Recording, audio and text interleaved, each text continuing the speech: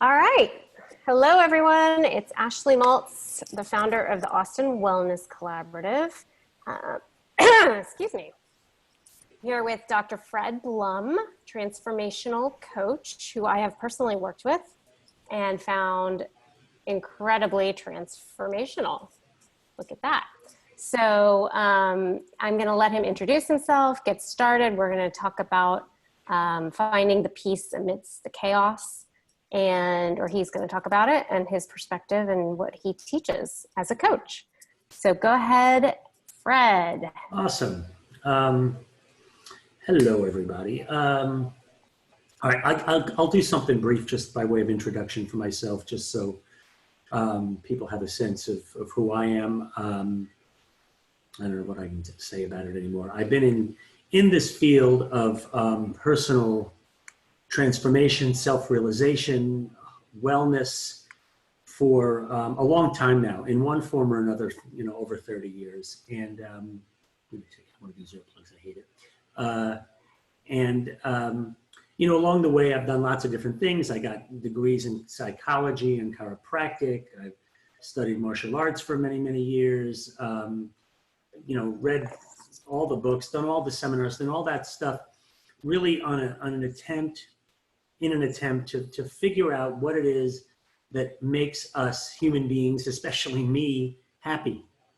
And I went through a lot of kind of roller coaster ride on that, and found a lot of things that made a lot of promises, but in the end, what I discovered is they really didn't work because they were promising something, in essence, and what we're going to talk about today, from the outside. In other words, if there was something that I could do or learn or achieve that would somehow bring happiness in here to me.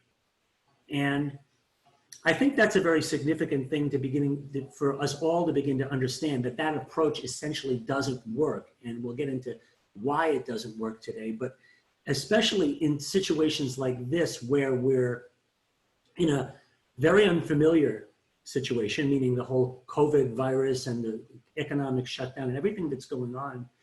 We're in a period of tremendous uncertainty, both, in very real ways. How long will this last?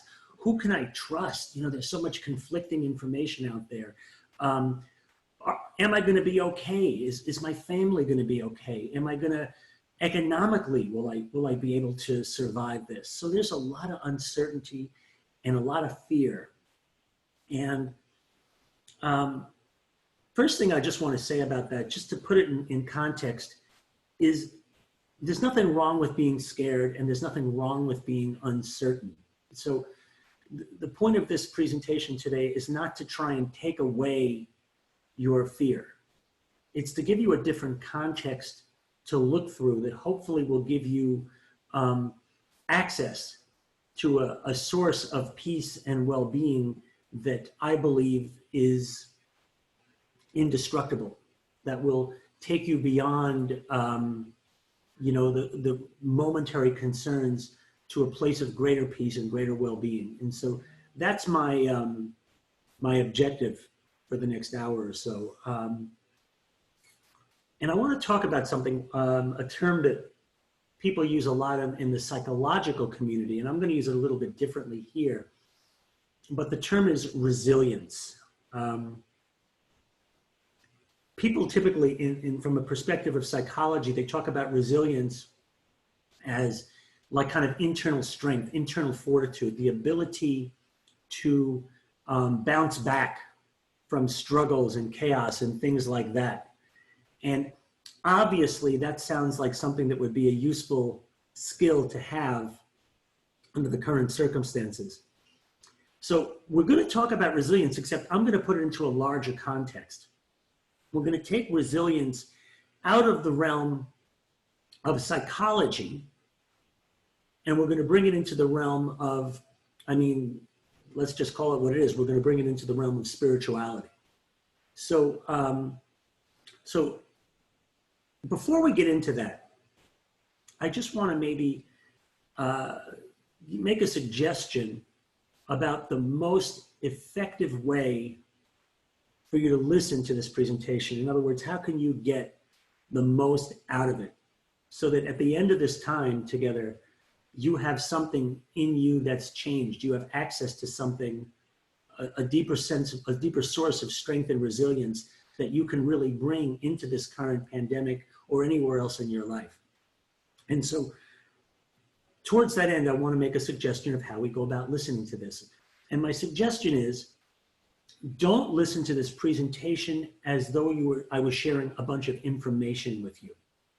Like I like to say, as though you were going to add a bunch of facts to the pile of facts in your head. That's not how you're going to get the most value from this. When we listen for information, we basically do it in one of two ways. The very first thing we do is we're listening for, do I agree or disagree with what this guy is saying? So if we agree, we go, okay, great. And then we're going to start trying to see where the information that I'm sharing fits in with what you already know.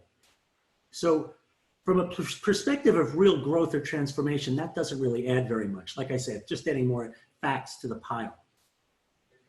The second possibility is that you don't agree with what I'm saying, if you're listening from an information perspective.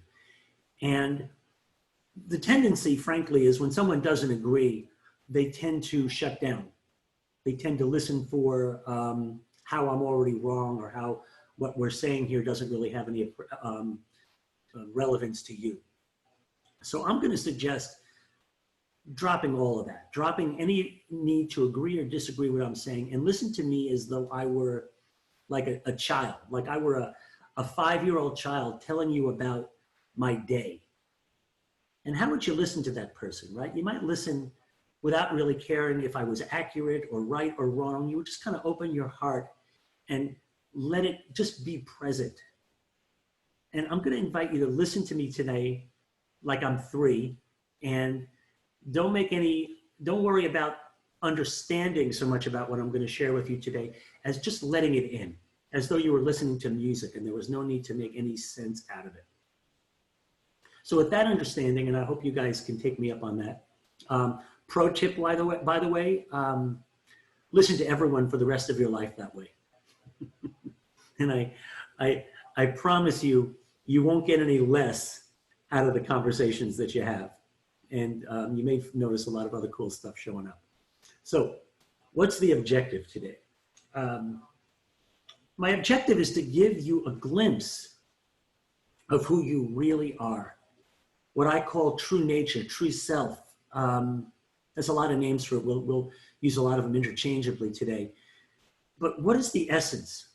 What is the nature of your true self? Well, I like to use a lot of words. These are qualities that come along with this. Love, peace, clarity, happiness, authenticity, freedom, resilience, like we said before. As we'll see, as we go forward in this, your true nature is in no way subject to the ups and downs, to the circumstances of your life. It is literally indestructible. And I hope that by the time we're done here today, you'll begin to see that for yourself. So my intention is we're going to do much more exercise kind of work today than just me talking, giving you data. So with that in mind, let's start with an exploration right now, just to kind of move you into that space of true self or true nature. So this one's very simple. I just want you to kind of, as you're sitting, wherever you're sitting, kind of look around the room and notice as you do, there's probably this unconscious automatic tendency to identify things. Like I look around the room and I could say dog, chair, TV set, like that. And that's the way that our ego, which by the way is the alternative, like if we look at the two different sides of the equation, we can be operating at any point in time as an ego or as our true nature. And we'll make more distinctions about what that means in a minute. But for now, let's just get into the space a little bit. So I'm going to invite you to look around the room again, but this time, just Imagine that you were looking around the room like a baby that didn't have names for anything. Just kind of allow yourself to scan your environment without the need to name or even know what anything is. Notice that as you look around in that way, that somehow we feel less separate from our environment. You become less of a separate self observing everything out here and experience yourself as more a part of the scene itself. So take a moment and do that. Breathe, relax. Open your mind to include everything in the space at once.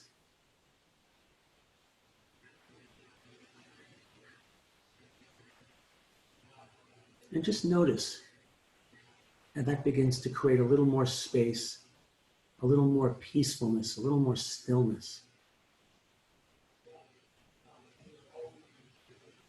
And I think maybe what we'll do is we'll go right into a second exercise here, building on that one.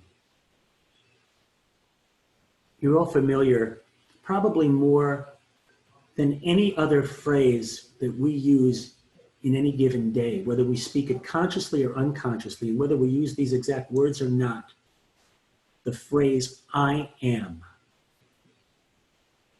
Think about how often that phrase is used or that those words are implied. I am cold, I am hot, I am hungry, I am this, I am that, I am happy, I am sad. And there's something very powerful about using those words and then adding a modifier to it. Now, what I'm talking about here is not positive affirmations.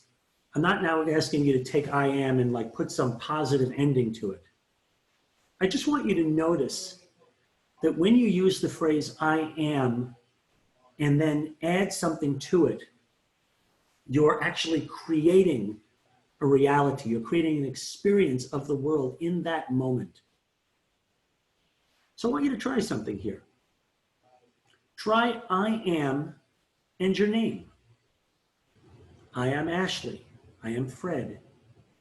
And just notice, just by saying I am and my name, I create an experience of me-ness that arises. We actually create the experience of me as a separate self. So just notice that. The best way to approach this kind of work is to go deep, is to really check in with your experience right now. So sometimes in the beginning, if you haven't practiced this kind of stuff, your experience may seem a little subtle or abstract, what we're talking about. I assure you it is not. What we're actually pointing to here is fundamental, like how you experience you. But for most of us, it's so like in the background all the time that you don't even notice it. Like how many people actually notice that there is a unique sense of being me that's there all the time, that's been there your whole life, or at least since you were around 2 when this me started showing up. So check it out again. I am and your name. And notice, you could do it multiple times until you begin to get that sense of a me that shows up when you speak your name.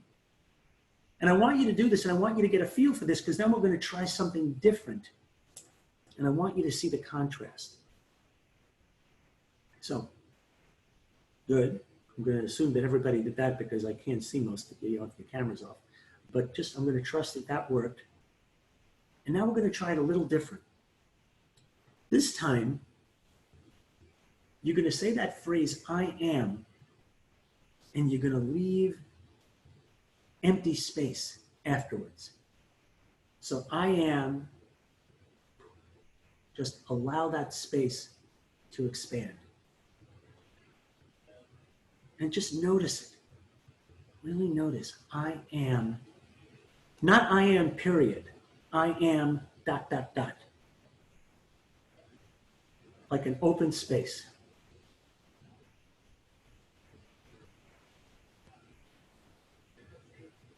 And just experience that for a moment. I am that, you experience that free, open, limitless space that really is who you are.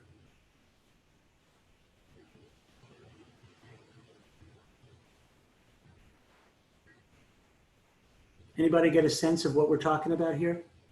If you guys are willing to turn your cameras on, that'd be swell, because it actually gives me a sense that I'm talking to actual people, besides those of us who are. You don't have to, but it's just a request. And I could see Teresa there. Hi, Teresa. So let me make a distinction here. Hopefully, that simple little exercise gave you some sense of what it is we're pointing to. Remember, what we're talking about here is a glimpse. It's very difficult to actually, from the perspective of our ego, which we're going to talk about in a moment, truly go into the space of true nature. And the simple reason for that is that the finite, meaning the ego, cannot really know the infinite. But what we can do is we get a glimpse. So when you catch a glimpse of your true nature, just like we did, just something that allows you to tune in for a moment to the expansiveness beyond the limited experience of being a separate me, that glimpse kind of like, it's like a pebble dropped in a pond. It sort of ripples out into the space of your ego. And so we come back into this world, but we have an experience of that peacefulness that we get to bring with us. So my goal is not so much to get rid of the ego, but if you think of the ego like a veil that kind of veils your ability to see who you really are and to truly access the peace and the love and the clarity and the happiness of your true nature. Every time we get a glimpse, or every time we begin to see the ego for what it is, that veil gets thinner, more transparent. And as it does, more of the light that you are shines through. There's nothing to do, there's nothing to add. In fact, this work is much more about a process of subtraction than it is a process of addition. So let's talk a little bit about this thing called the ego, that and what that is, that how that relates to this whole equation. So the ego, and I'm going to use these words interchangeably, the ego, the identity, the personality, the separate self. It's the idea of a me that we took on and we've been building since we're 2 years old. But the funny thing about the ego is, when you look for it, you can't really find it anywhere. It doesn't exist like a thing. If you were to cut me open right now, you're not going to find an ego inside of me and you, oh yeah, I know him anywhere, right? It doesn't exist that way. There's no place that you can look to find this thing that we are so sure is who we are. So I want you to think about that for a minute, because it creates kind of an interesting paradox. We have been taught and conditioned, really, from a very early age that we are this identity. And there's many, many ways that we create this identity. We create it with our name, as we already explored a couple of minutes ago. We create it with our history. Everybody here have a history? You know, everybody here consider themselves to be a product of that history. Now, we won't get into it too much today because this is an introductory level conversation, but I'm just going to say this much, and it probably isn't going to make a whole lot of sense, but we don't have a history. You can't find that history anywhere. You can't find your past anywhere except in your mind, in your imagination right now. So your entire history only exists now in this moment, which is the only moment that ever exists ever. So when we base our identity today on something that we imagine happened in some history or some past, that creates an illusion. It creates an illusion of a me that has existed over time, that is the product of some set of experiences. Now, I know that's pretty deep, 20 to 30 minutes into this conversation, but it's okay. All I'm doing here is attempting to poke some holes in this idea of an ego or a separate self. Here's what the ego is. It's not good or bad. It's simply a collection of stories that we tell ourselves. That's all it is. It's a collection of habitual ideas, stories, etc., that we have repeated to ourselves consciously and unconsciously so many times that we have ceased to question it. But the nature of the ego, where we start to develop it, is because we're born. Think of it this way. We're born as oneness. We're born without an identity, without a personality, without even a name that we know of. This is why we love to be around babies, isn't it? Because they remind us of who we are. They remind us of the love and the peace and the freedom that we all share. And the baby doesn't know yet that it's separate from everyone else. I shouldn't say doesn't know, it hasn't yet been taught to believe that. But then it goes through life and the baby begins to get the sense that how come everyone else seems to be behaving differently than I do? How come everyone else is acting like they're separate? How come everyone else seems to be, have this whole identity and I don't have one? Now, of course, all that happens unconsciously, but over the next couple of years, we begin to develop an identity for ourselves. We begin to create an ego that is fundamentally based in the fear of somehow not being like everyone else. So the very nature of this ego or personality that I'm referring to is that its foundation is fear and insecurity. And any ego, no matter what we do, no matter how hard we work at it, no matter how many books we read or how much therapy we get, if you scratch deep enough, what you're going to find is fear. Because that's just what it's based in. It is a misidentification. Who we are is infinite love, happiness, clarity, freedom. And then we try and squeeze that infinite love into a box called me. So naturally, the inevitable result of that is going to be conflict. The inevitable result of that is that we're going to feel separate. We're going to feel fearful. We're going to seek endlessly in the world to try and find the freedom and the love and the happiness that is already who we are. So just take a moment. I know that's kind of heavy, but again, the best way to approach this inquiry is through experience. So my suggestion is don't try and get away from that. If that feels bad, if it feels kind of yucky to notice kind of the nature of this identity that we all take on, take a moment and notice that. Not so much to judge it, to just notice the constriction of trying to be a separate self. And this belief that who we are is a separate self, this body and mind that is separate from everyone else, is ultimately the cause for all the suffering on this planet. So check that out for yourself. If I truly came from the experience that my nature was happiness and peace and love, would I destroy the environment? Would I try and get all the money or the stuff for myself because I would think in terms of a limitation where if I have it, if someone else has it, I can't have it, so I have to get it all for me? Would I,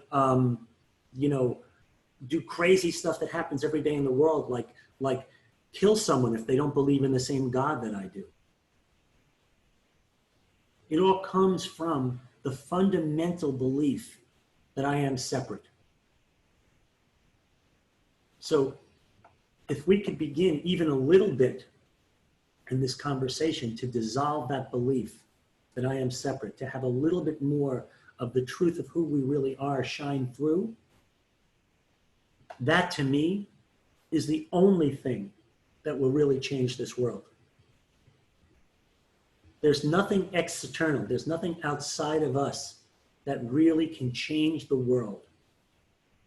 And all the innumerable problems that we face, if we try and solve them out there, without changing our understanding of who we are, at best they'll be temporary. And I think experience should show that for itself. How we doing cleaning up the environment? How we doing learning to love each other? I could go on, but I think we get the point.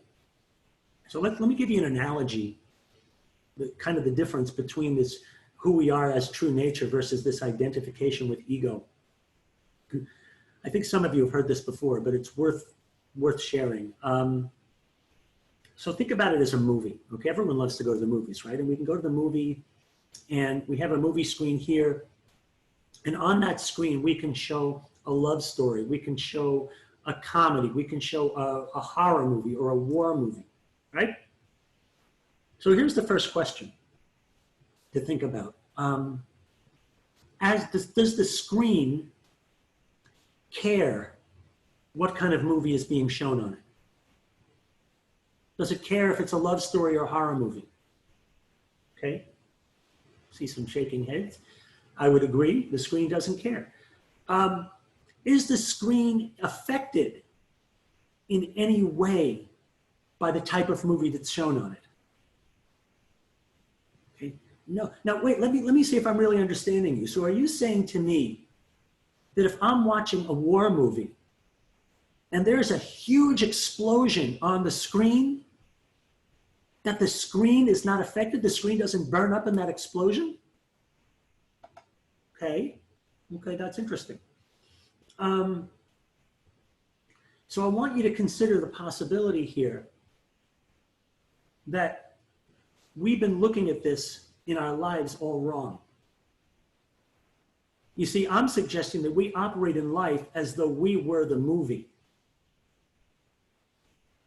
when in reality, we are the screen. So think about this for a moment. If you're the movie, then you are affected, right? If you're a character in your own movie and there's an explosion in the movie, then that's a problem for you, right? But if you're the screen, imagine now that rather than being the movie, you are the space in which that movie occurs. Another word for true nature that I love is awareness or consciousness. You are the awareness of the experiences that you have in life. You are not the experiences yourself. Check that out. Check that out for yourself. Has there ever been a moment in your life where you're having an experience where you are not aware of it?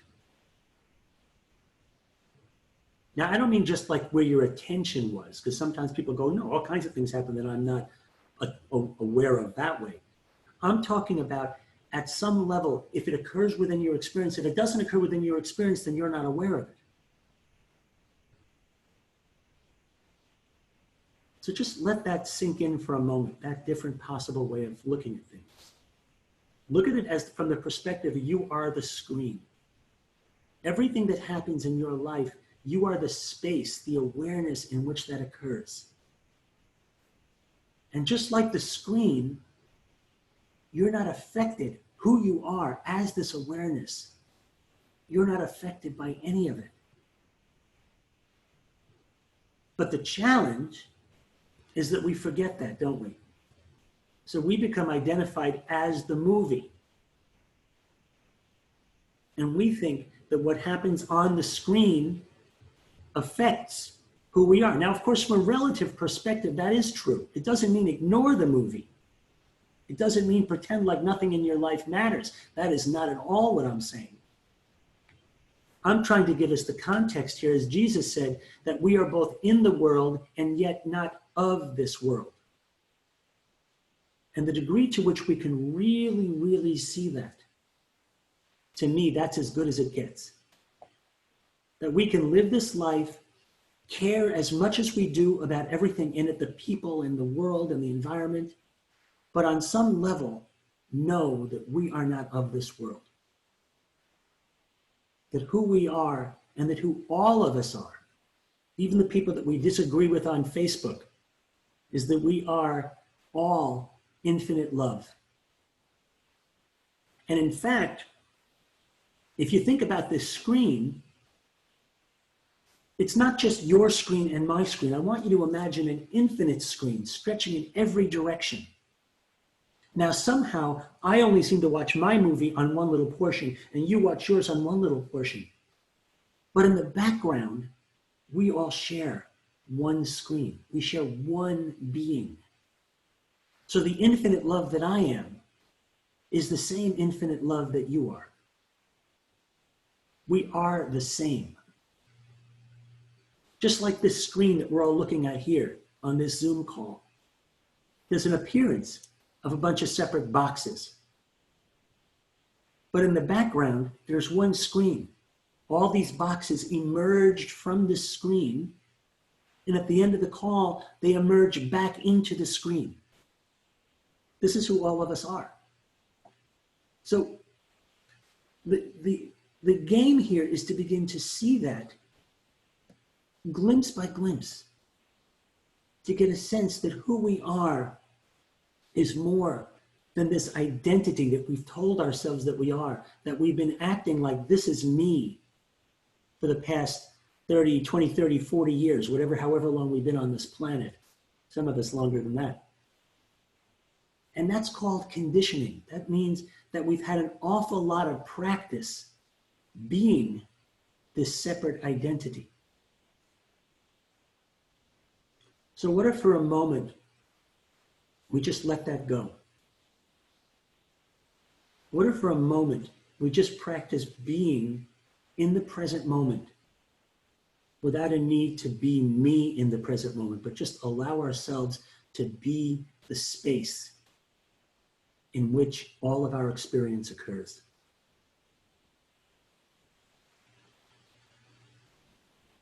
Who can notice a little bit more of that stillness emerging even as we speak?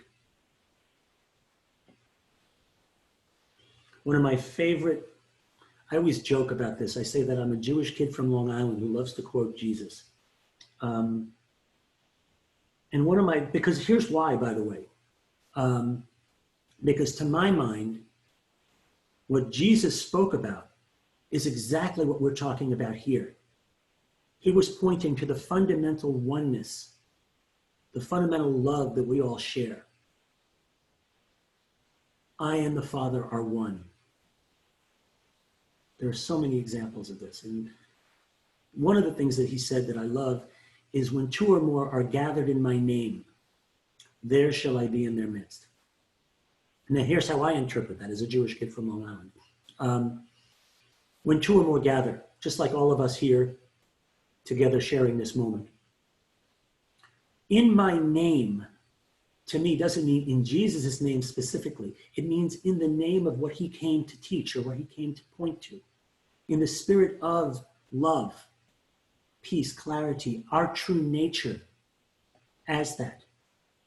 So when we gather in the spirit or the service of love, there shall I be in their name, means that that space is amplified. So notice that. That's why I point to the stillness. Because in the space right now, as we come together to explore the possibility of who we really are, that space is amplified. So just take a moment, notice the stillness in the space. Because here's the thing, I might get lucky and say one or two things during this whole hour that might resonate for you. But if you sit in this stillness long enough, even for a moment really, it's reorganizing your whole nervous system. It's reorganizing your being to see more effortlessly who you really are.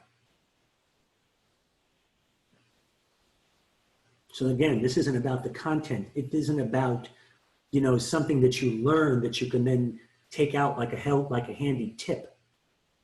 It's about learning to operate more and more in life from the space of peace and clarity that you are. So, why do we suffer in life? Because we've become identified with the small me, with the ego, with the separate self. And that identification instantly sets itself up in conflict with reality. We call that an argument with reality. Okay? Everybody knows what I'm talking about when I say an argument with reality, right? It's raining and I wish it wasn't raining. That's an easy one to use. But, you know, how about anybody wish we weren't having a pandemic right now? Anybody wish the economy was you know, turned back on again? I get it.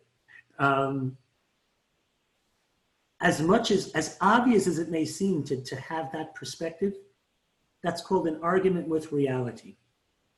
And as one of my favorite teachers on the planet, Byron Katie, some of you may know who Byron Katie is. If you don't, you should. What she likes to say is, when you argue with reality, you lose, but only 100% of the time. So from the perspective of the ego, and by the way, we're all going to have an ego. The point isn't to say you shouldn't have an ego. You're going to, in fact, the only way you can ever experience life is from the perspective of your ego. So you need an ego to function in this world. You just don't need very much of one, much less than we've been taught to believe that we need. But to any extent that we see life through the perspective of an ego, there's going to be some degree of conflict. And so when something big like a pandemic and a shutdown of the economy and all that stuff comes along, yeah, you're going to experience that like conflict. You're going to experience that like a problem. And especially when it's a problem that we don't feel like we have any control over, that's going to create stress. You see? And so why do we suffer? Because we argue with reality. It's just that simple. And from the perspective, as we begin to rest in and as this stillness and peace, clarity, love, happiness, there's just more and more of us that can just let things be exactly as they are. Not as passivity. I want to make that clear. Not like I'm just going to lay in bed until this is all over. Although maybe we've had that instinct at times too. But more that we take what I call effective or engaged action. It's not action that's trying to fight with reality. It's action that sees reality as clearly as we can see it, and then finds out, where can I influence this situation? How can I, enter into the river that's already flowing in a certain direction, and then I can navigate my boat from within? How can I align with reality so that I can see the opportunities that even this crazy time that we're in may present? Another thing that Byron Katie says that I love is that there are really only two ways to see our lives. We can either see that life is happening to us or for us. And it's really always like one of those two is true. In other words, it's not, oh, yay, I won the lottery, life is happening for me. Oh, I got a parking ticket, life is happening to me. You see? It's a relationship, an orientation that we have towards life. And the greater the degree to which we're operating from ego or separate self, the more naturally we will see life as happening to us, because we feel separate from life. The more that we begin to operate as life, as true nature,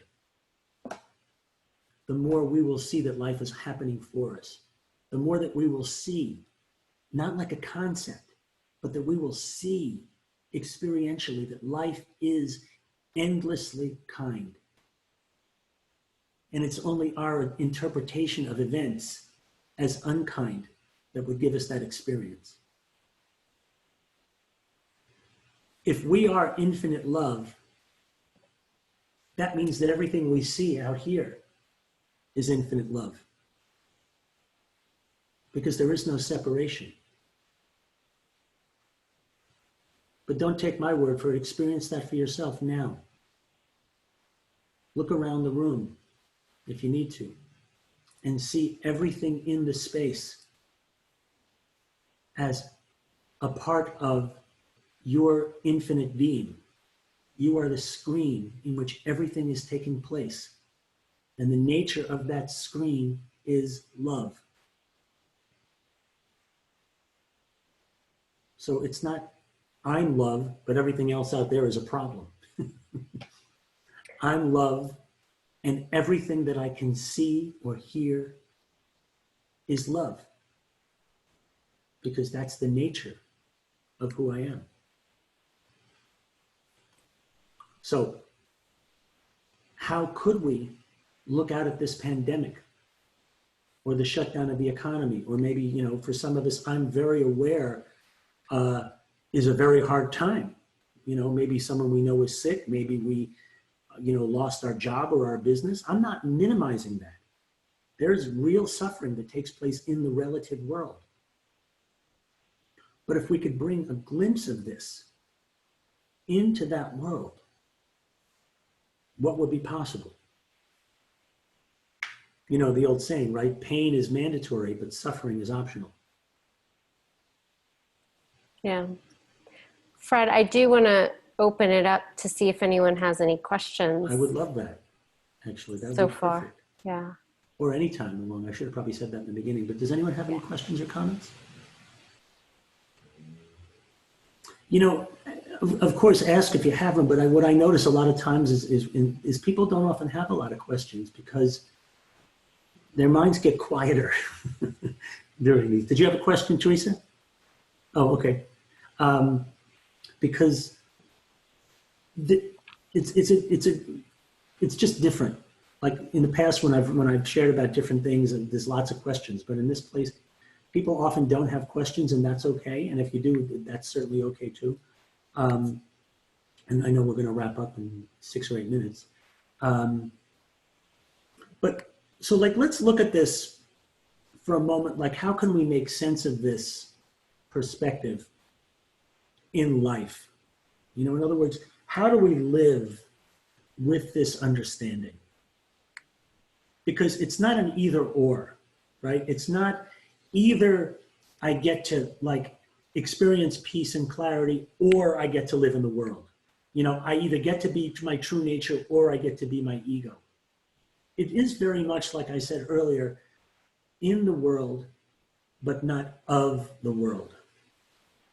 So that we live in this world, you know, we keep going, we keep washing our hands, you know, and we keep doing the stuff that makes sense to us from a relative world perspective, whatever that is. But, you know, as you go about your business today, you know, as we begin to wrap up and end this call, how can you bring a little bit more of this perspective, the experience of it, into your life as you go through your business? You know, can you pause from time to time and just let go of any resistance just for a moment that you might have to the way things are? Can you pause for a moment and just remember that you're the screen, the space in which your experience occurs? Can you pause for a moment and look around the room like you were a baby and notice that the separateness from your environment is an illusion? That if everything occurs, here's how I can prove that to you, by the way. We know that everything, just even looking around the room again, everything occurs within your awareness, right? I am aware of everything that I see. And now notice something else. The sense of me that we identified earlier, are you not aware of that as well? Does not that sense of me or I also occur within your awareness? Check that out. It all occurs. I occur, as well as everything in my environment, everything in my world occurs within that same space of awareness. There is no separation. So I wanted to mention a book by James Allen. It was written in the 1900s, but it's still very relevant. As a Man Thinketh. Mm. I read this recently, and it has a lot to do with what you put into the world, you get back from the world. So what you think is what you have. And it was very, it's not a real long read, so that's always nice. But a lot of times people forget that if you focus on the positive and the happy and the good and the love, that's what you get back.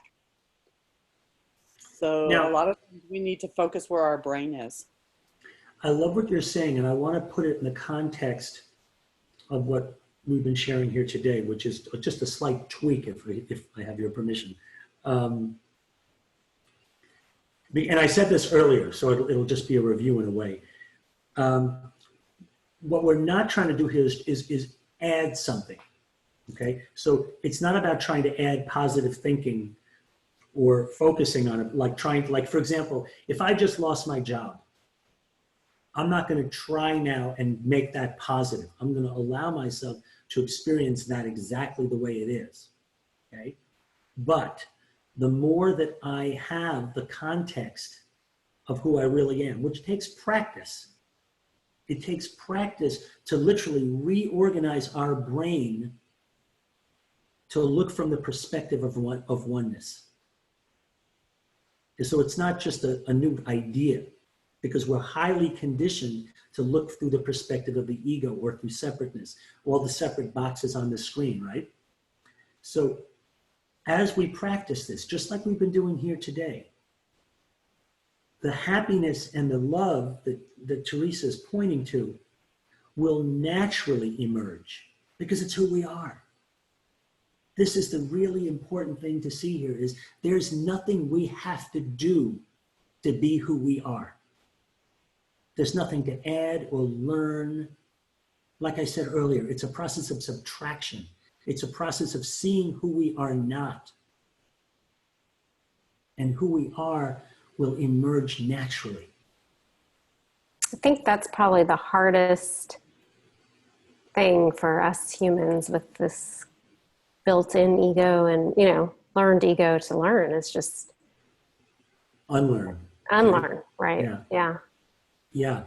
And you're absolutely right. And I don't make, we say this is simple, not easy. Yeah. It takes practice. It really does. It takes ongoing explorations like this, because the best way to do it is as a two or more gathering, because it amplifies the energy. It amplifies the peace in the space, and that's what really does the work. We're conditioned to think there's I have to learn something new. Tell me how to do it. What's the tool? What's the technique? What's the new information? What book can I read? Believe me, I read all the books, And in the moment that we put that down, I'm not saying don't read. I love to read. I'm saying that the moment that we stop seeking the answer outside of ourselves, that's where the real journey begins. And it's from where I look, I have a teacher and a mentor named Garrett who says the most practical thing that we can do is to explore the nature of our own being. This is not a luxury. It's not a hobby. It's not something that, we just, like it's a sidetrack. Okay, yeah, now time to get back to real life, The most practical thing we can do is see who we really are and to bring that peace into our lives, into every aspect of our life, our business, our relationships, our own internal experience. So I guess we need to get wrapping this up, right? Yeah, we got started a bit late, so. That's true. Okay, look, I could go all day with this, honestly. I know. I've been around you enough to know that. So it's important to put boxes around her, and it'll be, it'll go all day. Does anyone have any thoughts, questions, comments, need for clarification? Yeah, or a situation in your own life. If there's something that you say, okay, great, this all sounds great, but here's what's going on for me. Right. Because anyone have like one of those like, yeah, what about my life kind of stories? Yeah, Ian. Sure. And to be fair, if I'm going to be honest, I think a lot of this perspective has come into play, luckily, with the situation, but it's still something that I'm working on, which was, I've fallen in love with two people in my life. The second of those two people, I broke up, we broke up and ended things right as quarantine began. And for the best, of course, and all of that, but I've done some work recently with a coach where I unearthed kind of how I wasn't feeling my own feelings about this. There were a couple of things that she said that I think kind of stuck like a thorn in my side a little bit. So uncovering those and feeling them through. But yeah, I'm just trying to allow myself to continue to mourn. And I don't really have a question for you, but that's my current situation. Okay. Yeah, I hear that. So the first thing is, and because like when Ian shares it, especially towards the very last part of it there, you feel it, like you can really experience it. So the job is not to try and take that away from you or make you feel better. It's to allow for you to hold your experience in a larger context. So just for a moment, can you allow, let's just keep it into a small box for a moment, your experience with this woman, whatever she said, whatever she did, whatever you said or did, can you just for a moment allow it to be exactly as it is?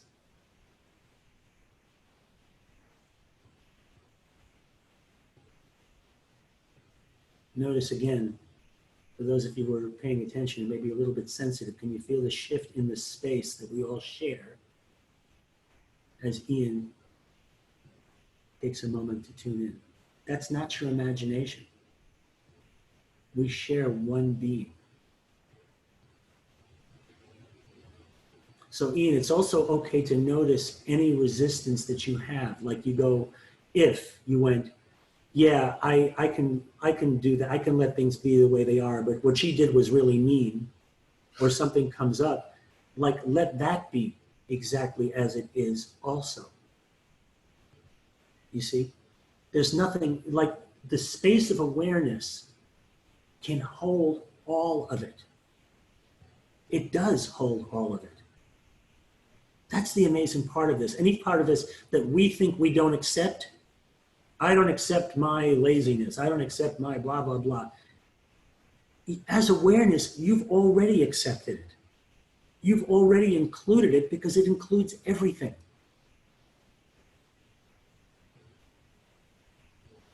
So just for a moment, let yourself be exactly who you are, exactly how you are. Teresa, I see that you have to run. Quick, just for anybody that's still here, if anybody would like to get a little more clarification on this, reach out to me personally, and I'm more than happy to sit down with you over Zoom or whatever and spend some time going through this on a one-to-one basis. I'm not charging for it. I'm just really trying to help people to see more of this in their own lives. So if Teresa, I know you got to run, but if you'd like to do that, please give me a call. And if you don't know how to get a hold of Fred, you can always go through me. So yeah, or find me on Facebook or whatever. I'm happy. Or the Austin Wellness Collaborative directory. Collaborative. There you go. Thank you. So, Ian, just for a moment, like not, if you can, not conceptually, what's different about your experience right in this moment?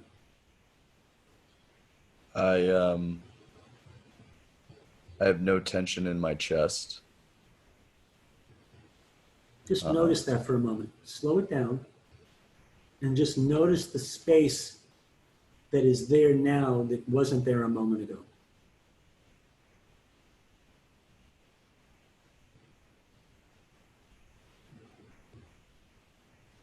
And everybody might just notice how freaking simple that is. Like how amazing it is to just like put down the sword and shield for a moment and just let life be exactly what it is. And how by doing that, you become a contribution to everyone. Because we all felt the shift when you let your experience be what it was.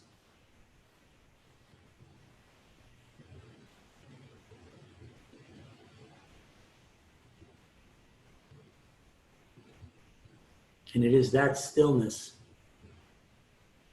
that changes the world and also changes our lives.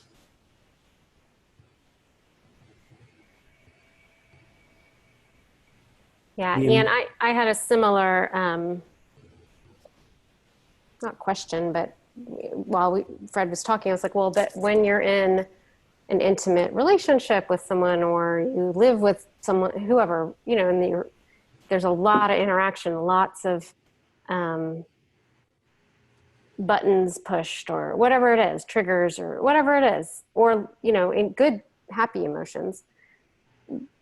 And Even the happy ones can become identified though. So even that can be. So how doing the, you know, seeing yourself as just divine and love and you not reacting and all those things, how does that actually play out in reality? You know, like that's kind of, so that was my question. And I'll add to that. Thank you. I mean, I hear that it was kind of addressed, but the real, and this is hard, guys, because I know everyone on this call, just by the fact that you're on this call, tells me that you've already been on that whole, you know, personal development merry-go-round for as long as you've been, right? However that looks for you, you know, it's pretty much a given. And what I want to really, really emphasize here is that what I've been sharing is not another overlay that you put over reality, okay? Like reality sucks, but I'm going to pretend that I'm happy, okay? My partner is pissing me off, but I'm going to, you know, not react. I'm going to be tough. You know, I'm not saying react or, you know, I'm not saying be reactive. I'm saying that this is not a personality tip. 99% of what we call personal growth, like all that, the books and all that stuff out there, I don't, you know, it's going to sound critical, but it's all in one way or another designed to sort of polish up your ego. And so in the end, none of that will really relieve your suffering because it's reinforcing the idea of you as a separate self that can somehow cope better with this one more tip or trick, one more mind game, one more way to reprogram my thinking so that I don't get angry, you know? All of that stuff is going to reinforce the vision, the idea of you as separate. So the good news is there's nothing more you have to learn. All there is to do is see who you are. And that, like we've already identified, does take some work. There's no getting around that, okay? It's not a concept. Like we did earlier with Ian and all of us for a couple of times, is you've got to be willing to be in the inquiry. The more you look at your ego, the more you experience any manifestation of ego, which is all the stuff that we're talking about, all the upset and the anger and the shame and the guilt and the blame and all that stuff, the more you bring it so close that you can't, and for a moment, you can't even tell the difference between you and the feeling, sitting in that space until you see, like you know that it's not real. You know that it's not who you are. That's the breakthrough. The breakthrough is not some tip to get rid of anger. The breakthrough is letting you be as fucking angry as you are, pardon my language, until you see that it isn't who you are. It takes work because the conditioning is strong. I sound like Yoda. Sound like Yoda. The conditioning is strong in that one. Sorry, ignore me. I've been talking too long. But that's what I want. I'll tell you what, I'll end with this, because this is something that, like an actual framework that you can play with a little bit. This is something that kind of came to me a few months ago now, that there essentially are 3 steps to what I call effective inquiry. And if this would be something like, if you want more clarity about this after I share, I'm very happy to talk with you more about this in a direct way in your own life. But the 3 steps are willingness, clarity, and discipline. That's what's required here. Now, each step also has a quality that you need in order to make the step effective. So the quality that you bring to willingness is courage. It's great that you're willing. Like everybody that got on this call is willing, or they wouldn't be here. But do you have the courage? Not do you have, but will you find the courage to sit with yourself in those places that feel uncomfortable or scary? It takes courage, make no mistake. You're going to want to run from it, especially the first bunch of times. So to sit in that space when it feels so yucky, that's what courage is. And as we sit in that space, step 2 is clarity. Clarity means, can we see what's really there? But the quality that we bring to clarity to make it effective is precision. In the beginning, it's fine to see it like, oh yeah, that's my ego. But to really see through the ego, you've got to see the nuance, all the little dark corners where it hides, where you don't even think to look. And that's what precision means, that you stay right there with it in your face until you begin to see all the ways in which it tries to convince you that it's real. That's the real work, by the way. Step 2 is where the real work gets done. But then we got to stick with it. And that's discipline. Discipline means I'm going to keep inquiring. I'm going to keep questioning everything that I think is real. Everything that I am so sure is true about myself, about my partner, about the world, about Democrats or Republicans. Every belief that you are sure is true limits you, and it reinforces your belief that you're a separate self. So question everything, because that's where your freedom lies, on the other side of the question. And so the quality that goes with discipline is persistence, because even though you're sticking with it, sometimes it's going to seem like you're not getting anywhere. It's going to seem like you're on a plateau. It's going to seem like it's not working. It's going to seem like you're going backwards because you feel worse now than when you started.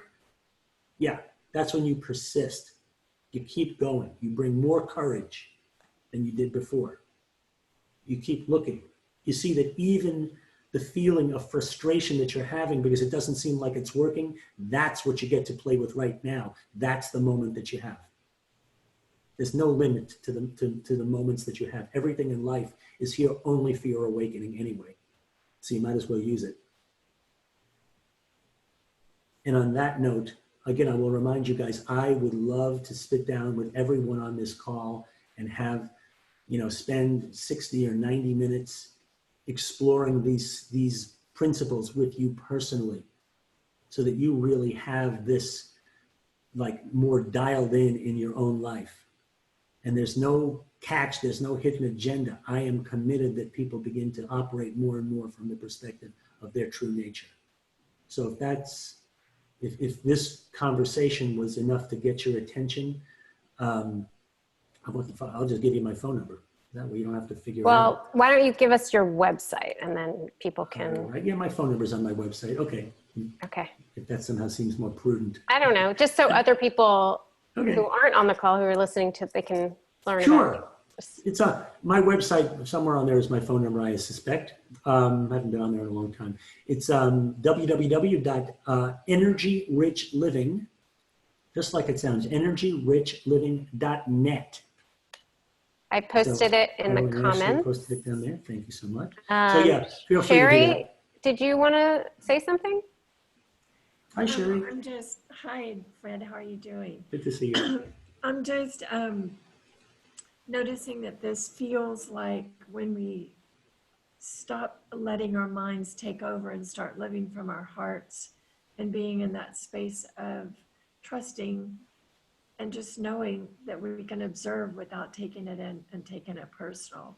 That it may hurt and it's scary, but it's that place of being just knowing from our hearts that we can experience from that place and not our thinking. So It's thanks who for, we are.